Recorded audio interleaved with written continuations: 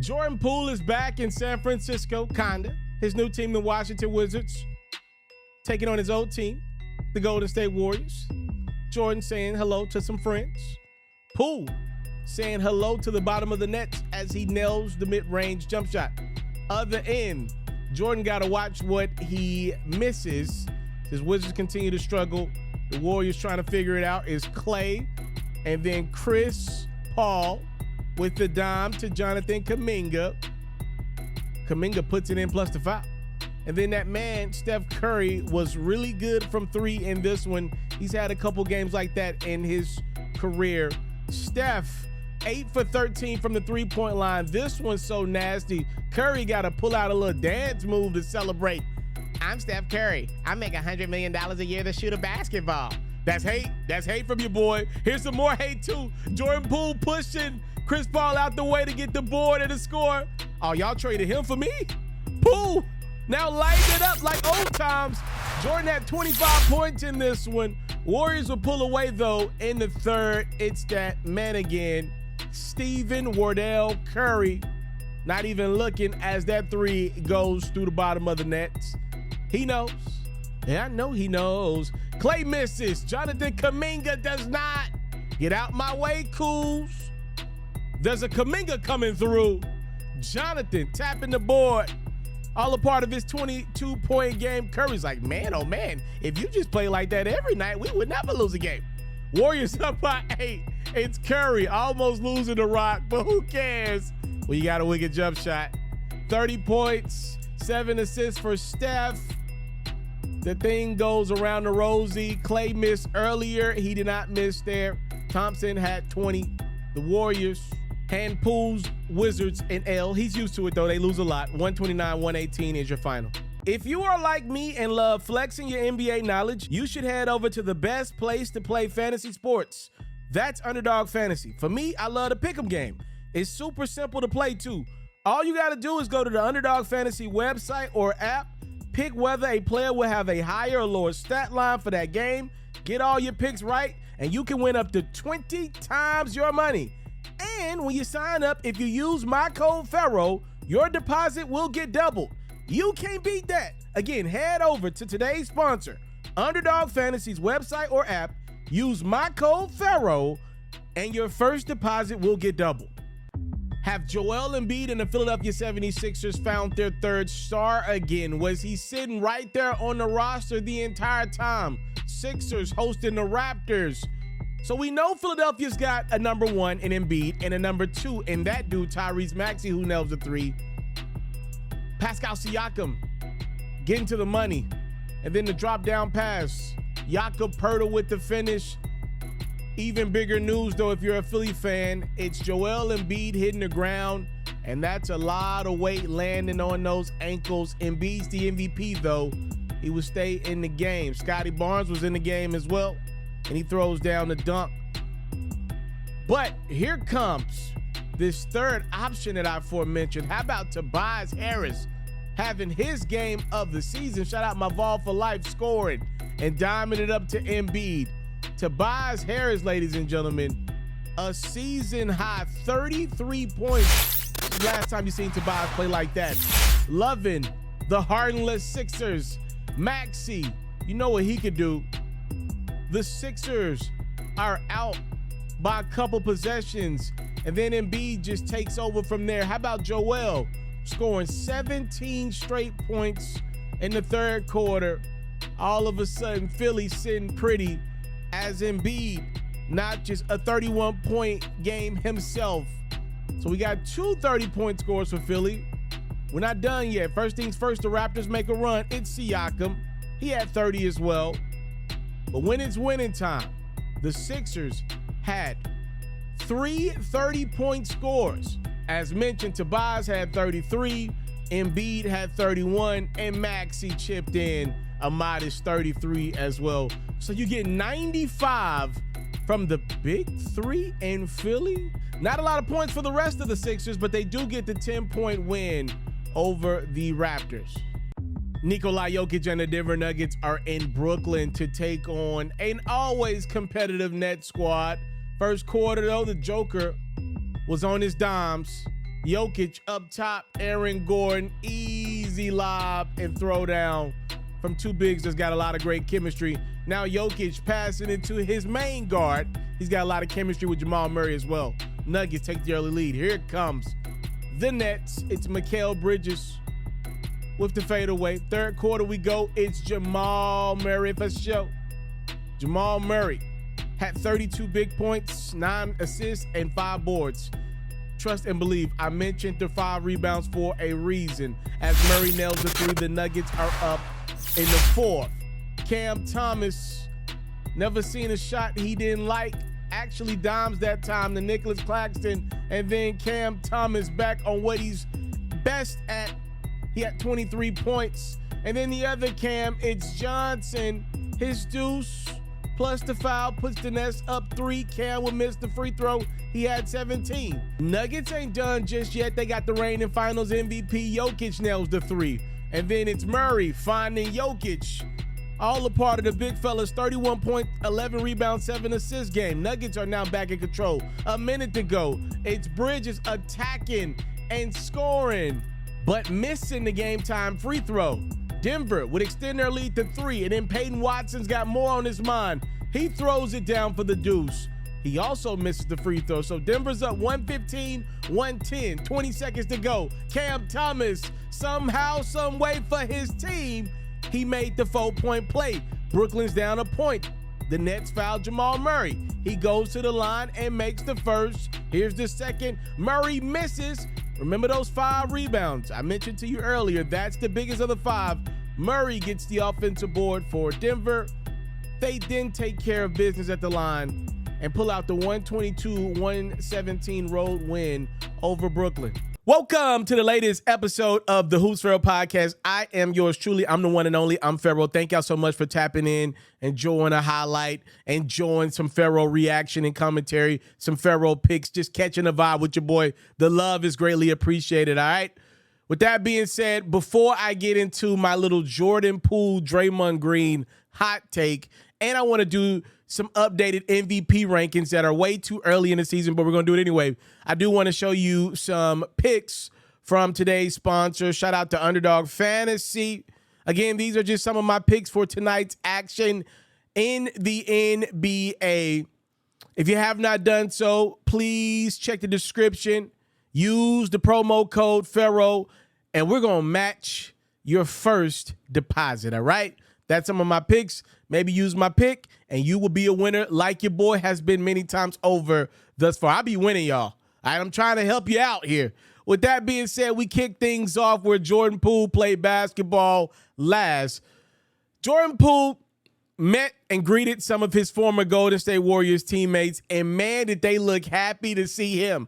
With all this going on with Draymond, ironically suspended right now, it definitely made me take a trip down memory lane. I wonder, we're talking to guys like Steve Kerr, obviously the best player, Steph Curry. If you pulled him into a bar and got a drink or 2 or 10 with him, I wonder if Steph could, if that Warriors regime could, would they not have traded Jordan Poole in favor of moving off of Draymond Green? Let's keep in mind, Warriors win the championship in 22.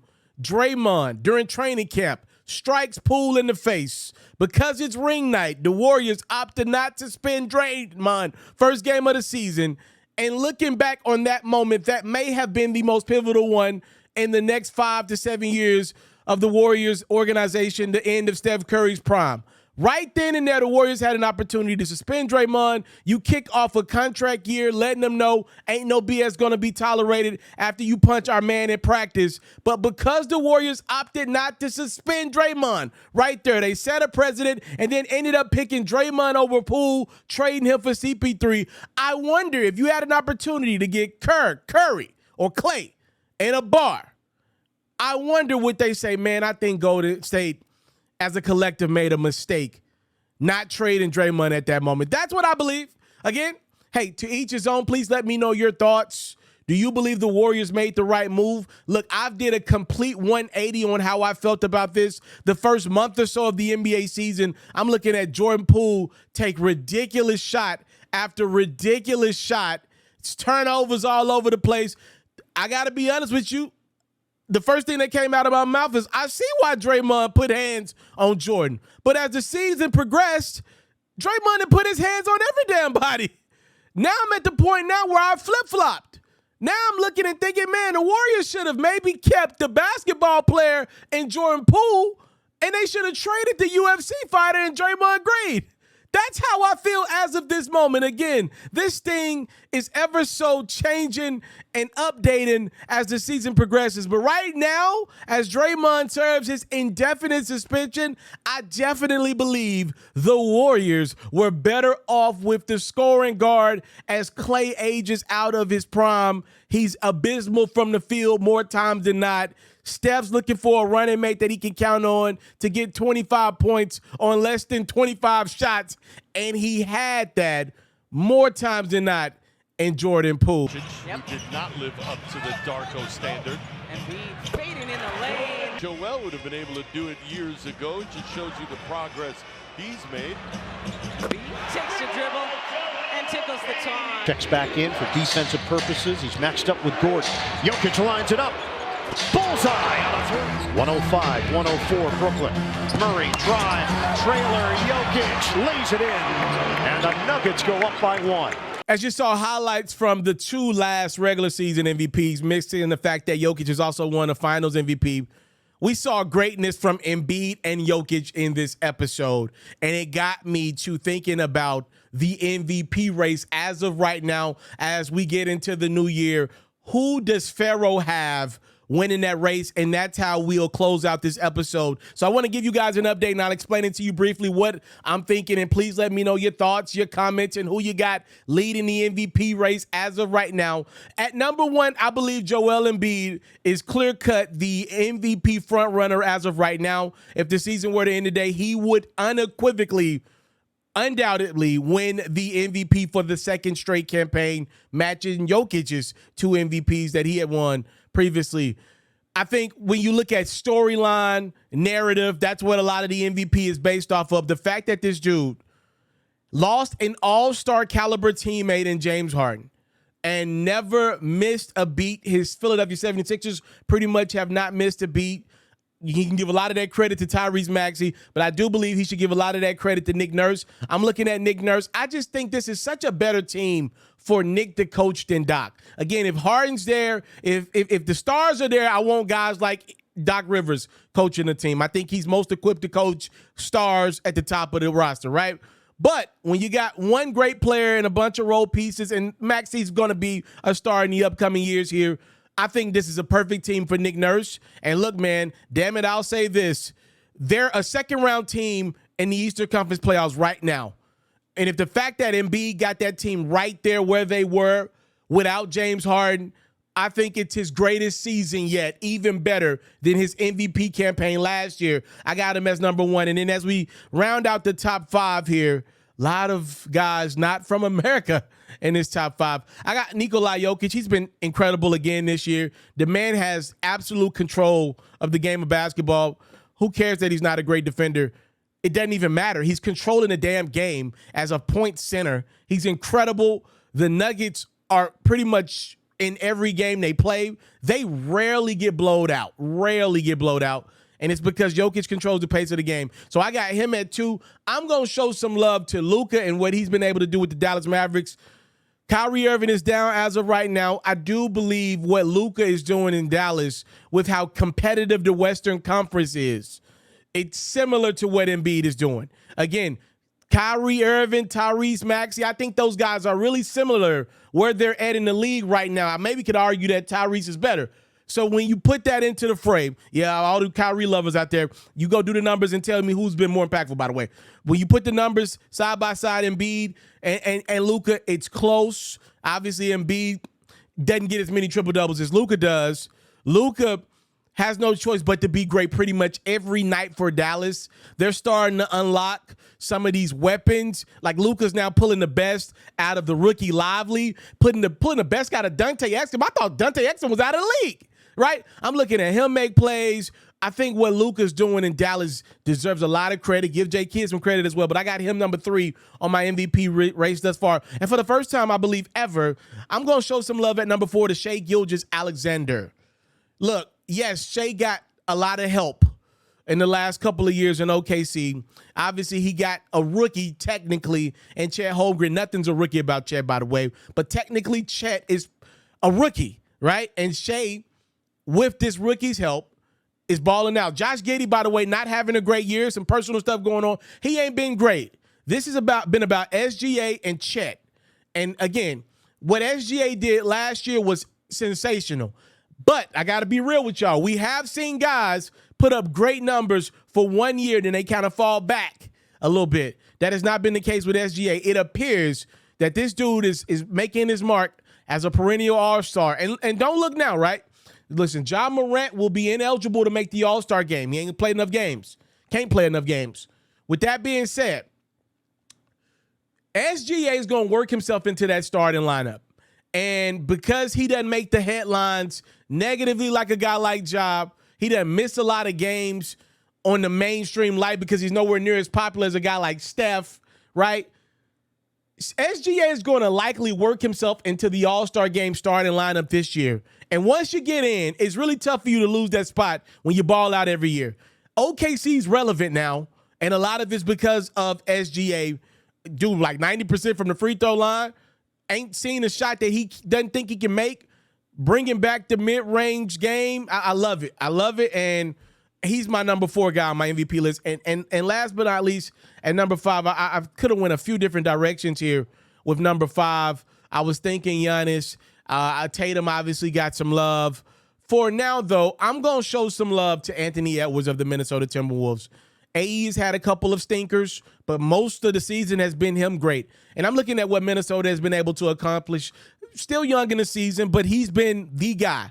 When I told y'all a couple years ago, the day Minnesota would be good was the day that AE became their best player. I got to be honest with y'all. I'm good.